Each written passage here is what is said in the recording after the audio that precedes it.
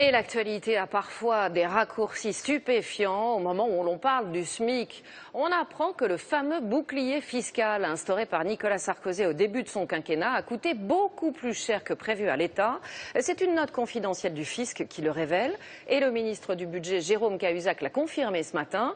On va regarder ça de plus près avec Jean-Paul Chapelle du service économie. Jean-Paul, bonjour. Bonjour. La facture pour 2011 s'élèverait à 735 millions d'euros. Oui, Élie, c'est 70 millions de plus que prévu. On a dit que ce bouclier fiscal a été le boulet du quinquennat Sarkozy. Eh bien, le boulet apparaît encore plus lourd. D'abord, petit rappel de ce qu'était le bouclier fiscal. Il a été supprimé l'an dernier. On faisait le total de tous les impôts payés par un contribuable, impôt sur le revenu, taxes foncières, impôt sur la fortune, et on comparait avec les revenus de ce contribuable. Eh bien, tout ce qui dépassait les 50% était tout simplement remboursé par le Trésor public. D'habitude, vous faites un chèque aux impôts, bien là, c'est les impôts qui faisaient un chèque aux heureux bénéficiaires.